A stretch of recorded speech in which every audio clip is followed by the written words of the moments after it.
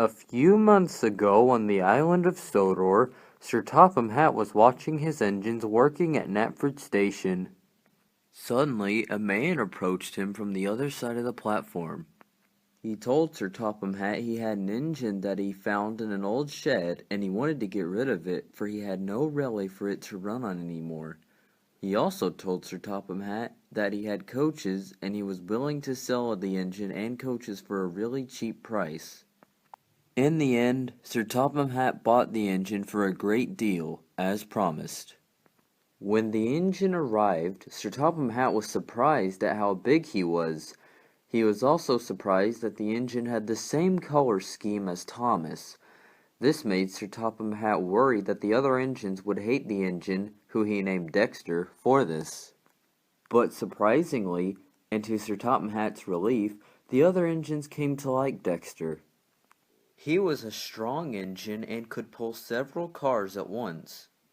Then one day, the railway exhibition was to hold a tourist train for a few days that summer, but they had no engine to pull it. So Sir Topham Hatt sent Dexter to run the tourist train. The tourist train was a great success, and now every weekend of every summer, Dexter pulls the tourist train around the island of Sodor. Hello, Dexter. Hello, Thomas. Sorry I can't stop. I have a tourist train to run.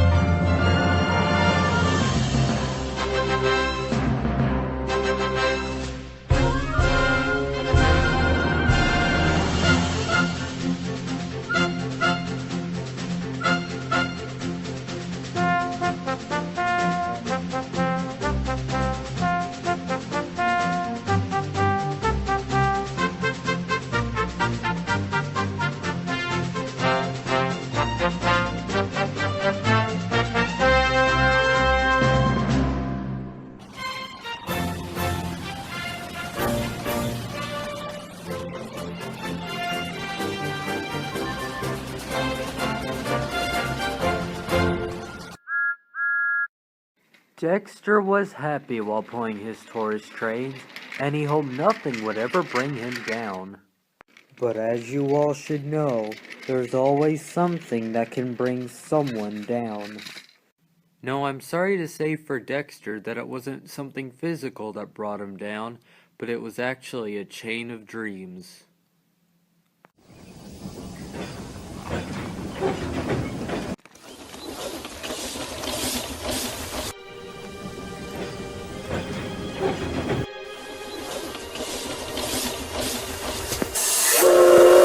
Ah!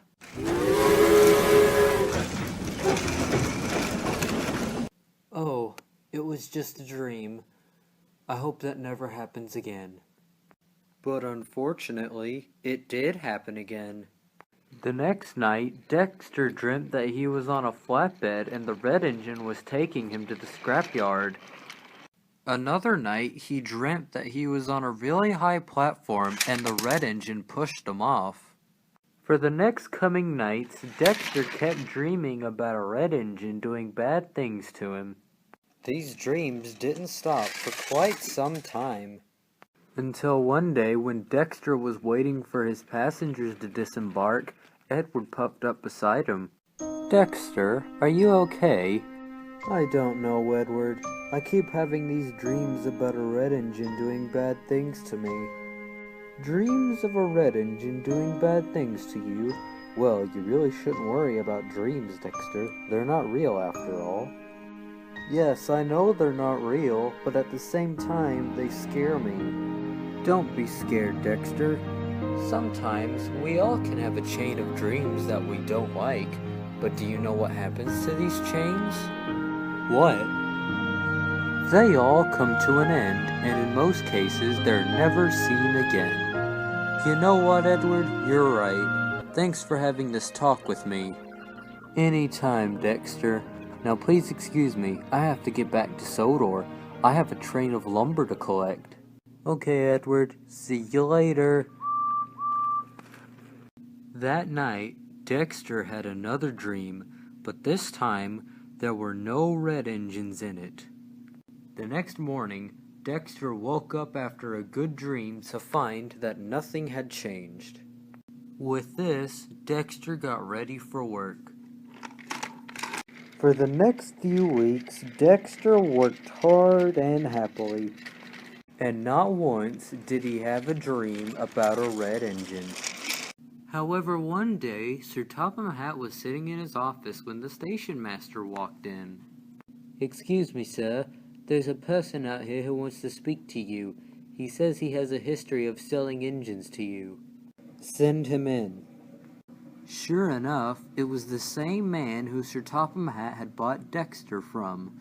The man told Sir Topham Hatt he had found another engine he owned and told him it would be a perfect addition to the tourist trains with Dexter. Sir Topham Hatt agreed to buy the engine after some negotiation. A couple of weeks later, Dexter was sitting in a siding waiting for his next train, when he heard a whistle from inside the tunnel. "That's funny. That whistle sounds just like..." "Nah, it couldn't be."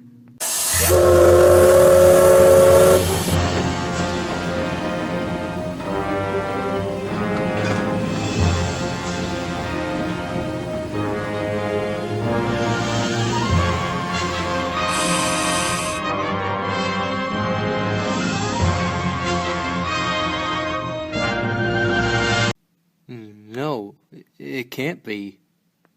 "Dexter, this is Leonard." "Hello, Dexter. I've heard all about you." "Hello, Leonard." "Leonard will be helping out with the tourist trains." Dexter was horrified. "But sir, I can handle the trains just fine. No trouble in pulling 3 coaches, no sir." "Yes, this may be true, but Leonard might bring in more people. And besides, you won't be managing one train at one time. You'll be sharing the same timetables. That's all." Dexter breathed a small sigh of relief. So for the next few days, Dexter and Leonard took turns in sharing the tourist trains.